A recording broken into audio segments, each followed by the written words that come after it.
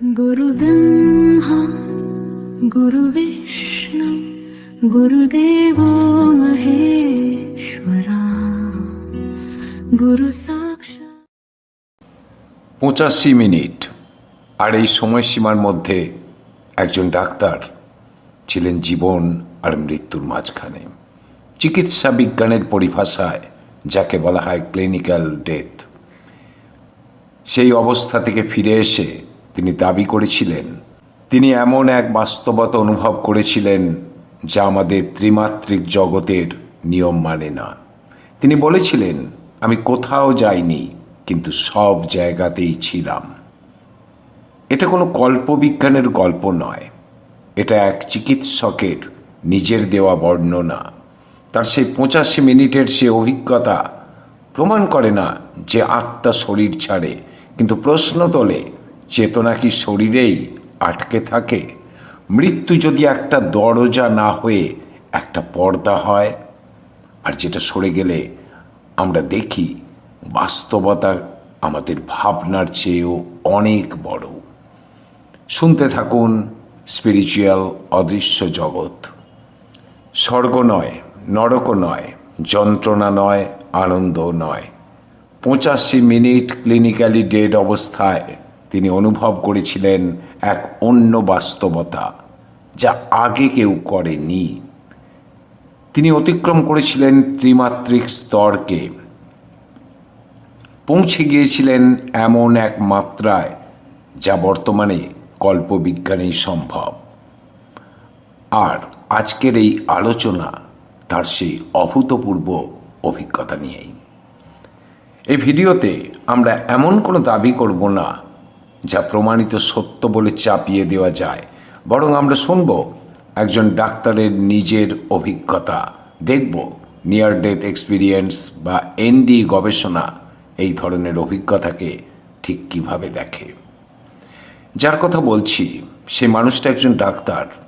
হাসপাতালের গন্ধ, পরিবেশ, মনিটরের শব্দ সব কিছু তার কাছে চেনা, কিন্তু হঠাৎ একদিন বুকের ভিতর অদ্ভুত এক চাপ, শ্বাস নিতে সমস্যা, আর পরের কয়েক সেকেন্ডে হৃদস্পন্দন বন্ধ। সহকর্মীরাই দৌড়ে এলেন, সিপিআর শুরু হলো, ডিফিব্রিলেটর, আবার সিপিআর, কিন্তু মনিটরের লাইন সোজা। 85 মিনিট সময় গড়াতে লাগলো, 10 মিনিট, 20 মিনিট। একজন ডাক্তার বলছিলেন ব্রেন ডেড হয়ে যাওয়ার কথা, তবু চেষ্টা থামেনি। পুরো 85 মিনিট, 1 ঘন্টা 25 মিনিট, কোনো হার্টবিট নেই, কোনো শ্বাস নেই। সেই অবস্থা থেকে ফিরে এসেছিলেন তিনি, জীবন ও মৃত্যুর মাঝ থেকে, কিংবা একেবারে মৃত্যু সীমারেখা থেকে। তিনি বলেছিলেন 85 মিনিটের সেই সময়ে তিনি কোনো আলো দেখেননি, কোনো দেবদূত দেখেননি, কোনো বিচার সভাও দেখেননি, বরং তিনি অনুভব করেছিলেন এক গভীর সচেতনতা, এমন এক বাস্তবতা যেখানে সময় নেই, ভয় নেই, আনন্দ নেই। আর তিনি এটাকে বলেছিলেন এক অন্য বাস্তবতা। প্রশ্ন হলো, যদি মস্তিষ্ক কার্যত নিষ্ক্রিয় থাকে, তাহলে সে অভিজ্ঞতা আসে কোথা থেকে? আর সেই ডাক্তারের কথায় আমি অচেতন ছিলাম না, আমি অন্য এক জায়গায় ছিলাম।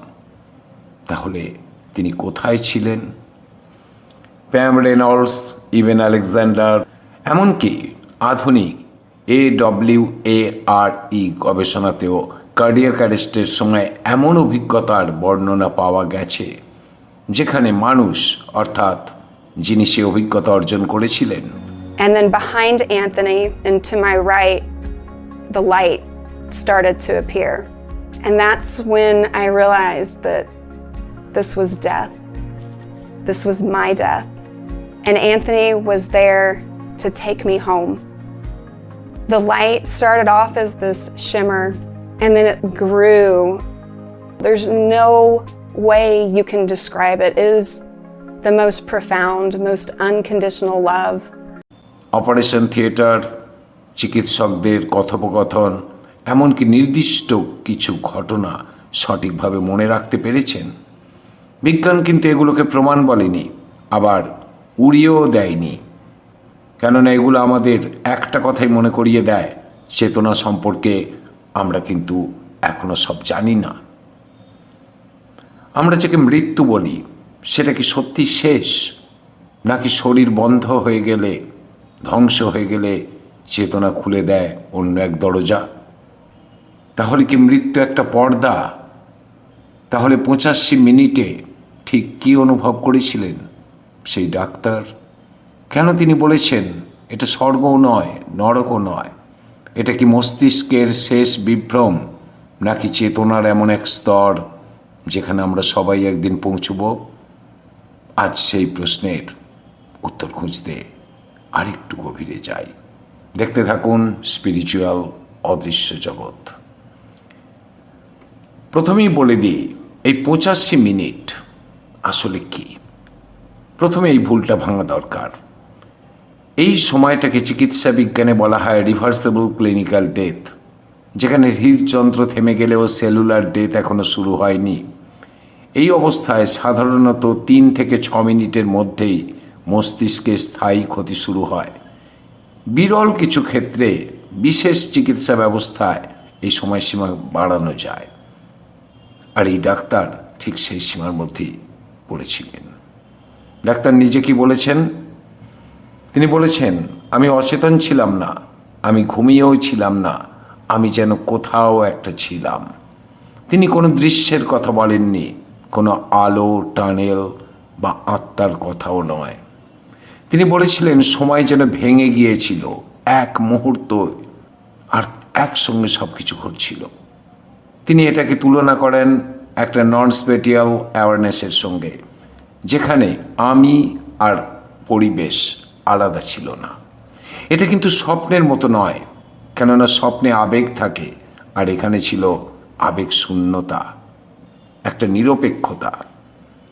এটা কি হ্যালুসিনেশন? প্রশ্ন উঠেছিল। এটা কি মস্তিষ্কের শেষ বিভ্রম?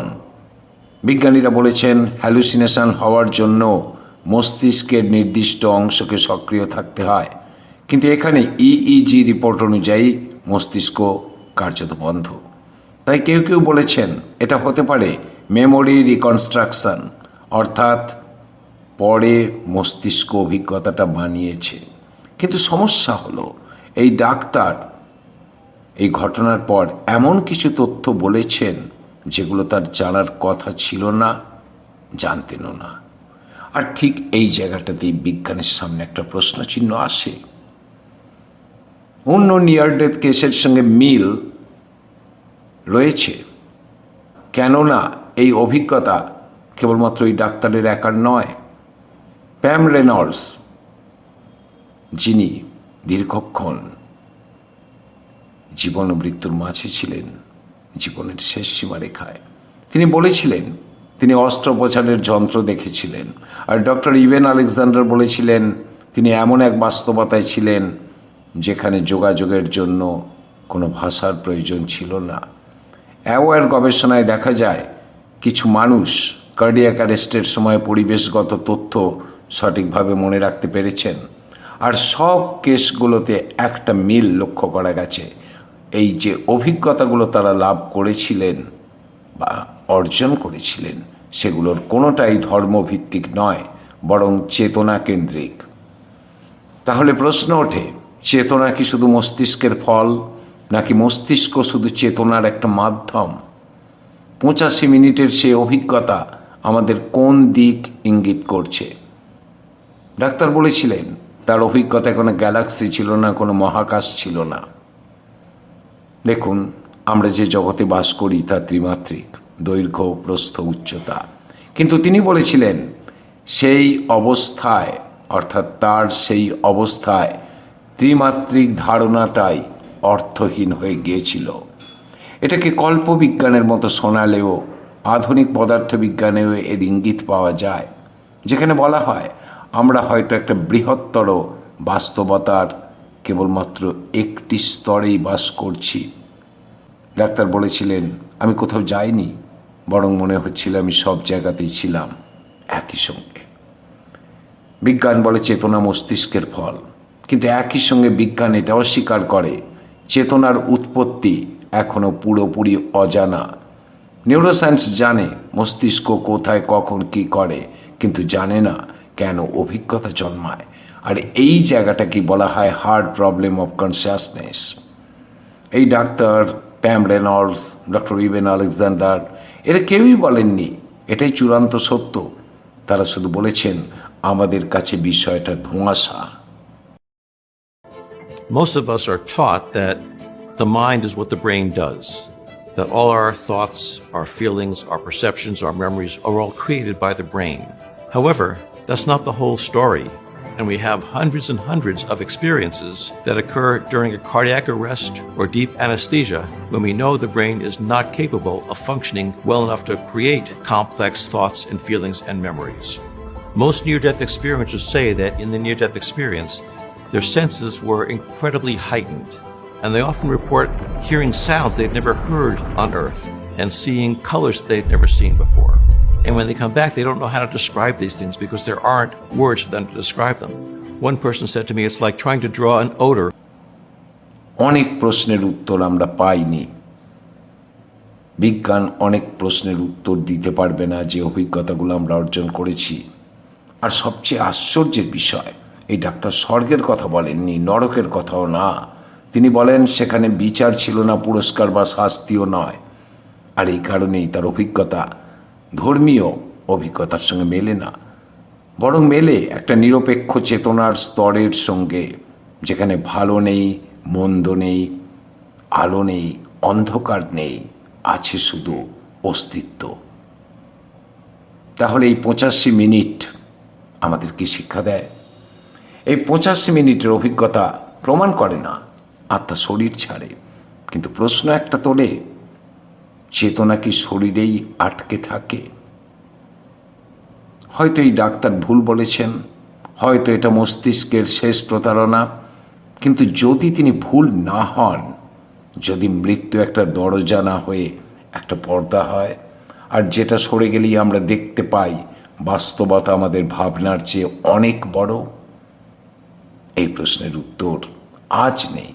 তাই প্রশ্নটা থেকেই যায় উত্তরের অপেক্ষায়। এই ডাক্তার যে অভিজ্ঞতা অর্জন করেছিলেন সেটা বলে দিতে পারে যে আসলে এই ব্রহ্মাণ্ডে ভালো নেই, মন্দ নেই, আলো নেই, অন্ধকার নেই, কোনো দ্বৈত সত্তাই নেই। চেতনা, বিশ্ব চৈতন্য, ভালো মন্দ, খারাপ মানুষ, মহৎ মানুষ, এসবের মধ্যে কোনো পার্থক্য করে না। পাপ পুণ্য কিছুই নেই, এটাও একটা সত্য। কেননা মৃত্যুর পরপারে সত্যি কি আত্মারা থাকে তাদের পুরনো ভাবনা নিয়ে? তারা কি মনে করতে পারে আদৌ তার প্রিয়জনদের, নাকি বিশ্ব চৈতন্যের অংশ হয়ে যায়, বিলুপ্ত হয়ে যায় তার আমি সত্তাটাই? কেননা এই ডাক্তারও বলেছিলেন, মনে হচ্ছে আমি এখানেই আছি, আবার সর্বত্র আছি। এটাই তো চৈতন্য, সব জায়গায় বিরাজমান। তাহলে কি মৃত্যুর পর আমরা সেই বিশ্ব চৈতন্যের একটা অংশ হয়ে যাব? আমিত্ব পুরোপুরি ধ্বংস হয়ে যাবে, অর্থাৎ আমরা মনে করতে পারবো না আমরা কে ছিলাম, আমাদের প্রিয়জন কারা ছিল।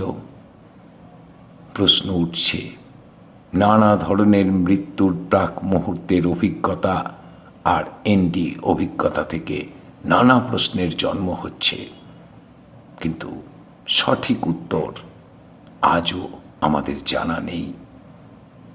দর্শন যেটুকু বলে সেখানেই সব উত্তর শেষ হয়ে গেছে।